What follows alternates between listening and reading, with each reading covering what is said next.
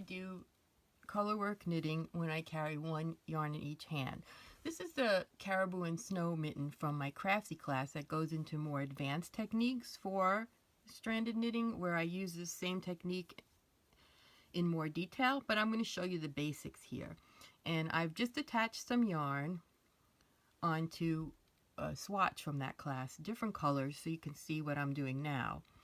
And I just attached my second color, and I'm going to begin knitting with two colors. So I hold one in my left hand and one in my right hand. There are many different ways to do this, but I'm just going to show you how I do it. It took me a while to learn how to tension with each hand, and I used to just throw the ball of yarn from my right hand on the ground to give it some space, but now I tension them in a more normal way. I put it around my pinky and my index finger. Now my left hand I tension in a very weird way because that's how my grandmother taught me, but you could also tension it with your pinky and your index finger. I just can't do that because I've been knitting this way for 50 years. Okay, so you get set up with one color in each hand. And let me move this out of the way so it's a plainer background. So we're going to just do knit 2A, knit 2B, A, B, A, B like this, because it's good to practice if you've never done this before and there's no long floats and you don't have to worry about your tension so much. So we're going to just knit, and I'm going to be using my left hand first.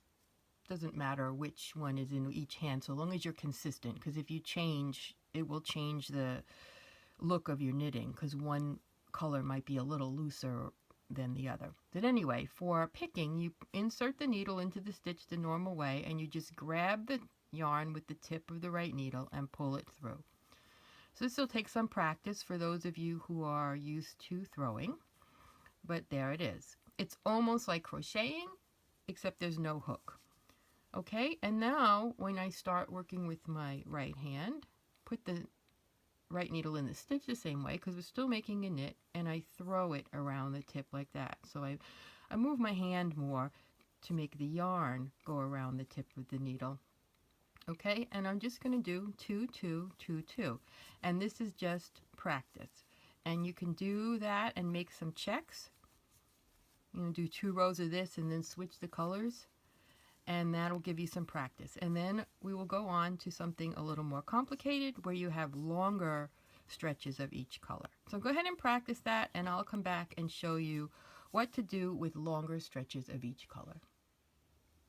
All right, you can see here I've done some rows of 2, 2, 2, 2, just going back and forth 2 to 2. It's good practice because you don't need a chart.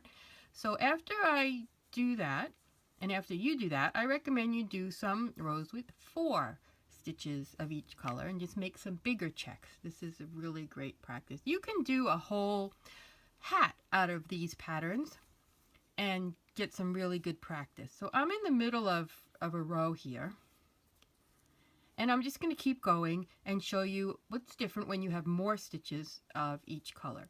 The first thing is you want to make sure that they're not scrunched up on the right hand needle. So every time you knit more than 2 colors, more than 2 stitches of a color, before I switch to the next color, I want to open them up on the right hand needle.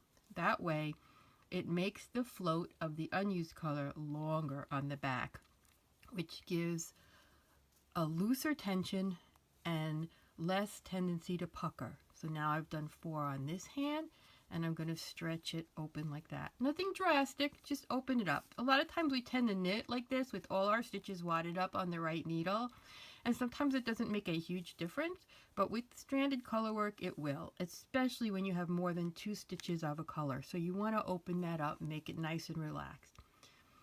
Now here's another thing that can happen. You can get to the end of a needle and you have to do extra stitches of the same color. So here we're going 4, 4, 4, 4, but I only have 2. And I don't want to make a float like this that goes across diagonally across the corner, because that will pinch it in. It'll make my knitting piece come out too small. So I'm going to have to trap my unused yarn in the corner so it doesn't go diagonally across in a short float like that. So I will show you how to do that. So here we're knitting with the color in the right hand, and I'm going to knit one. And now before I knit the last stitch, I'm going to think about what's happening. And I want to trap this yarn in the last stitch of the needle so it's stuck and trapped in the corner instead of draping across. So I'm knitting with the yarn in my right hand, so instead of just knitting, I'm going to pull the left hand yarn forward and knit.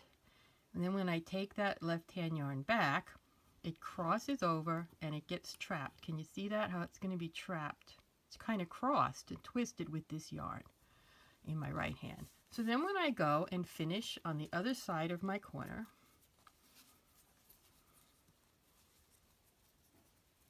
I'm going to knit 2 more blue because I'm doing 4, 4, 4. Whoops. You can tell I knit more with the yarn in my left hand because when the first stitch of the needle is done with the right hand, I have a harder time with that because it's not my main knitting hand. Okay, now I'll continue with the gold. And I'll show you what happened in that corner. Now, remember, always open it up a little before you go back. But now let's take a break. See how the gold, there's no float going across there? It's trapped inside that stitch, so it goes way around the corner like that instead of pinching. And that's the same if you're on 2 circulars or magic loop. Whenever you switch needles, you want to do something like that if you have more than 2 stitches again. So I'm going to continue here across this needle and show you what to do if you have more than 4 stitches and you're working with the yarn in your left hand. Remembering to loosen it up every time I switch colors. And it becomes just part of the rhythm of your knitting, and it's not a big deal. You have to think about it at first because it's a new thing. Later it just becomes part of what you do. Okay, now I'm going to knit 1 gold, and then before I do the last stitch, I'm going to think about trapping. I want to trap the blue yarn. Well, I can't just put my needle behind it because it's way over here. It's not in a good place. So we have to do this little process that I learned from the Philosopher's Wool people in Canada. I love the way they explain it. It's a standard technique, but they explain it in a way I never forgot. They say pretend. So you pretend to knit with the yarn in your right hand. You pretend to knit with the yarn in your left hand, and you unpretend. And now you've crossed those strands, so when you knit with the gold, the blue gets trapped in the corner.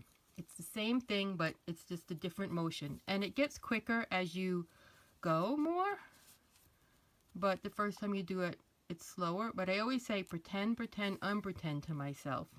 Now see, that's trapped there right in the corner. And when I start knitting with it, it's not going to go from here to here. It goes around the corner. That's all you need to know for knitting with 2 colors for basic patterns like this is my Arab American simple pattern. You never have more than 2 or 3 stitches of a color, but here on the sides is where you want to trap the yarn, and you definitely want to do it on more complicated patterns when you switch needles here, because if you don't, your sock will be a little too small if you have floats that go across those sides, and don't let it open up flat when you